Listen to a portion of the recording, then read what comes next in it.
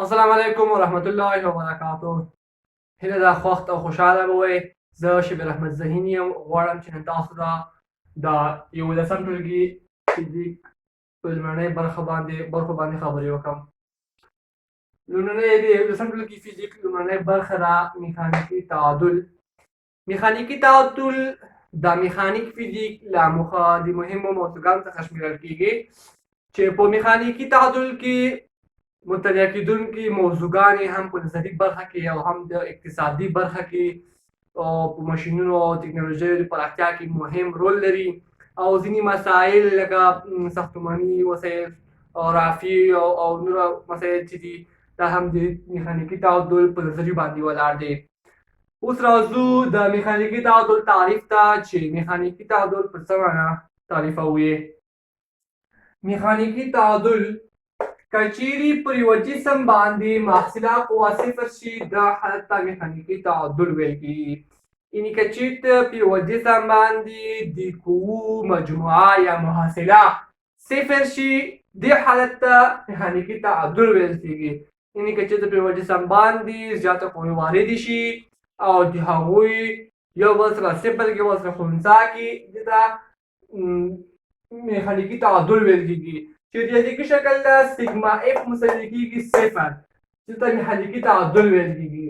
سیګما معنا مجموعه اف معنا قوه د قوو مجموعه چې کله صفر شي چې ته میخانیکي تعادل ویل کېږي. راځو بل ته تر څو چې د میخانیکي تعادل باندې ښه پوه شو دې لپاره اوس راځو قوه یا فورس تعریفوو باندې خبرې کوو. قوه هغه عامل دی چې متحرک جسم ساکن او ساکن جسم متحرک کړي. قوه هغه عامل دی چې متحرک جسم ساکن او ساکن جسم متحرک کړي. یعنې روان جسم ودروي او درېدلی جسم روان کړي. دې ته قوه ویل کېږي. هغه عامل دی چې متحرک جسم ساکن او ساکن جسم متحرک کړي. دې ته قوه ویل کېږي. د قوې لپاره نور هم ګڼ شمېر تعریفونه شته چې ما تاسو ته یوازې دا یو وکړلو. نور تعریفونه هم د قوې شته.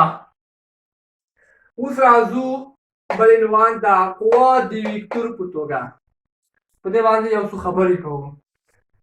یو جسم خپل ځان ته په یوه لوري حرکت ورکوي. تل یو جسم چې د خپل ځان ته په یو لوري حرکت ورکوي او یا د خپل سرعت لوري ته تغییر ورکوي.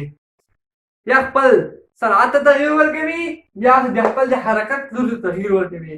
همدا شان د قوې اغیزه هم د یوه جسم د شکل تغییر سبب کیدای شي. د قوې اغیزه د یوه جسم د شکل د تغییر سبب کیدای شي. مثلا زه په یوه قلم باندې قوه ولیدوم. کله چې په دې قلم باندې قوه ولیدل شي قلم ماتیږي چې دا د قوې اغیزه شوه. یا په تخته باندې قوه ولیدوم تخته ماتیږي چې دې ته د قوې اغیزه ویل کېږي. چې په جسم باندې اغیزه وکړله او د جسم شکل یې تغییر ورکړلو چې ته قوه د ویکتور په توګه ویل کېږي.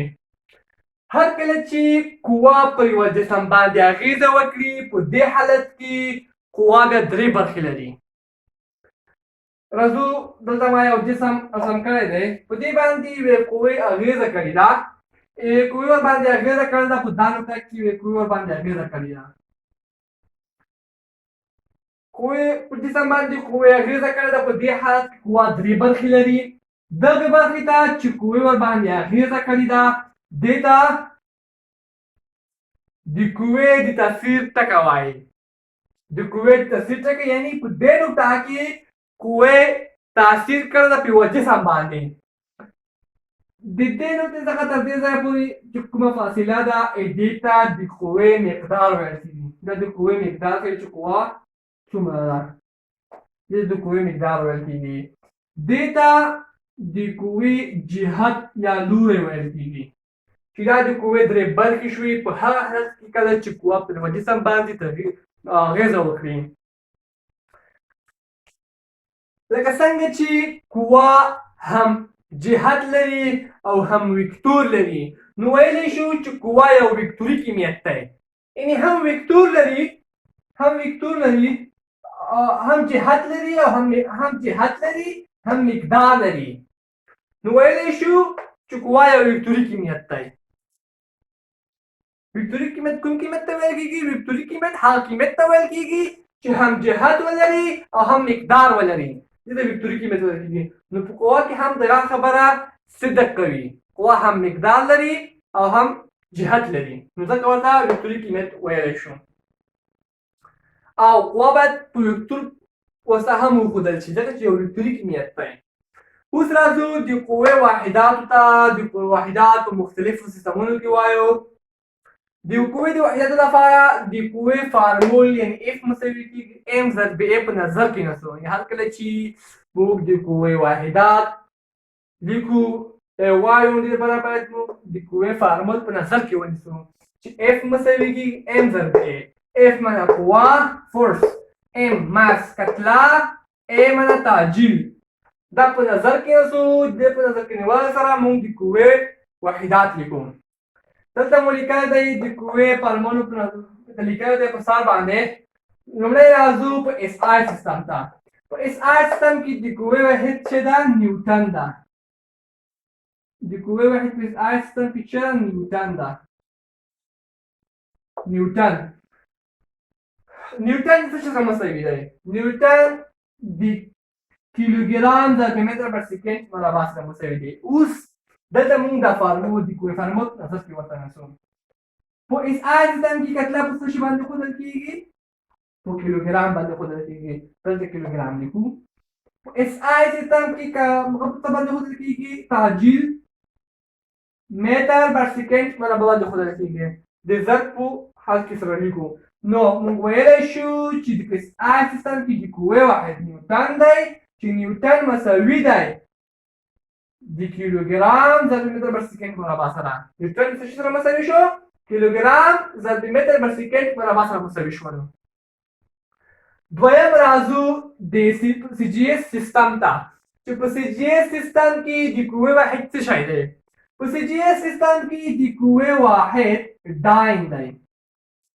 په سی جی ایس سیستم کې د قوې واحد څه شی دی؟ د قوې واحد ډاین دی. ډاین د څه شي سره مساوي دی؟ ګرام ضرب سانتي متر پر سکند مربع سره. په سی جی ایس سیستم کې کتله په څه شي ښودل کېږي؟ په ګرام باندې ښودل کېږي. کتله په سی جی ایس سیستم کې په ګرام باندې ښودل کېږي. او تعجیل په څه باندې ښودل کېږي؟ په سی جی ایس سیستم کې سانتي متر پر سکند مربع باندې ښودل کېږي. نو موږ ویلی شو چې په سی جی ایس سیستم کې د قوې واحد ډاین دی او ډاین چې مساوي دی د ګرام ضرب متر پر سکند مربع سره. دریم ته راځو ام ټي ایس سیستم ته چې په ام ټي ایس سیستم کې د قوې واحد څه شی دی؟ په ام ټي ایس سیستم کې د قوې واحد سټن دی. په ام ټي ایس سیستم کې د قوې واحد څه دی؟ سټن. سټن د څه سره مساوي دی؟ د ټن ضرب متر پر سکند مربع سره مساوي دی. یعنې په سی جی په ام ټي ایس سیستم کې کتله په څه باندې ښودل کېږي؟ په ټن باندې ښودل کېږي.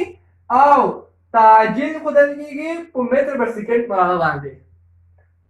تعجیل متر پر سکند مربع باندې ښودل کېږي په ام ټي ایس سیستم کې. او کتله په ټن باندې ښودل کېږي. نو موږ وایو چې د ام ټي ایس سیستم کې د قوې واحد سټن دی او سټن چې دا مساوي ده ټن ضرب متر پر سکند مربع سره. ټن ضرب متر پر سکند مربع سره مساوي دی.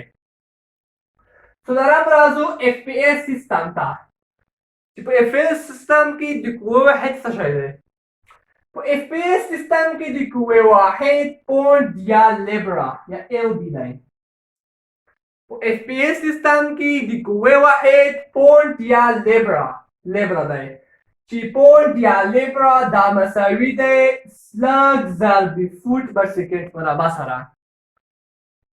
پونډ یا لیبرا د څه سره مساوي دی؟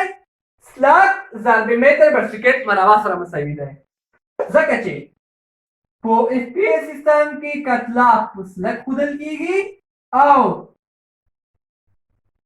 تعجیل په فوټ پر متر سکند مربع باندې ښودل کېږي. فوټ پر سکند مربع باندې ښودل کېږي. په اف پی ایس سیستم کې د قوې واحد څه شی دی؟ پاونډ یا لیبرا یا په ال بي سره ښودل کېږي. چې دا مساوي دی سلګ ضرب فوټ پر سیکنډ په رمه سره مساوي دی. دلته راځو چې یو سلګ څو کیلوګرام سره مساوي دی. یو سلګ 14.6 کیلوګرام سره مساوي دی. څومره سره مساوي دی؟ 14.6 کیلوګرام سره یو سلګ مساوي کیږي. دا و د قوې واحدات په مختلفو سیستمونو کې چې ما تاسو ته وړاندې کړل. اوس راځو د قوو ډولونو ته چې قوې بېلابېل ډولونه لري او یو یې دلته وایو.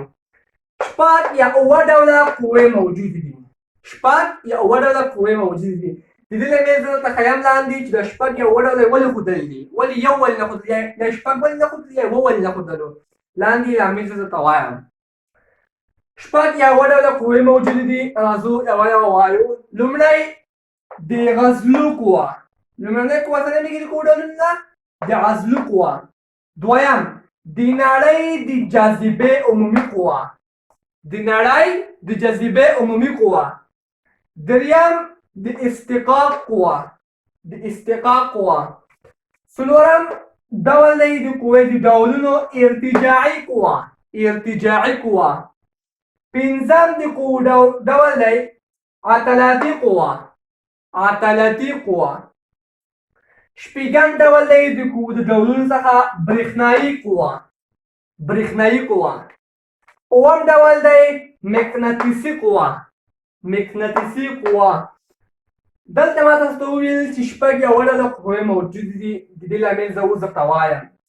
ځینې فزیک پوهان په دې عقیده دي چې برېښنایي قوه او مقناطیسي قوه دواړه دوی د دواړو قوو ته الکترومقناطیسي قوې وایي. دواړه قوې یعنې برېښنایي قوه او مقناطیسي قوه چې دي دوی دواړه قوې د یوې قوې په نوم یادوي چې هغه الکترومقناطیسي قوه ده. یعنې دوی دواړه قوې په وزن نه لیکي.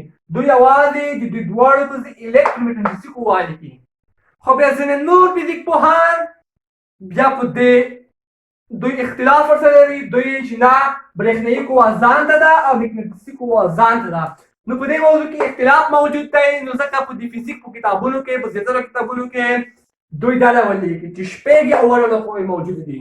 یعنې دوی دا نشي کولی چې اول لیکي چې شپږ ډوله قوې موجودې دي یا اووه ډوله قوې موجودې دي. په دې کې د فزیک پوهانو اختلاف دی. نو فزیکونو کې هم دا ډول لیکلي دي. دا زموږ د نن ورځې درس چې ما شاګرد احمدزهین تاسو ته وړاندې کړلو. انشاءالله نور درسونو کې به زه هم تاسو حاضرېږم. د اوس لپاره د خدای په امان.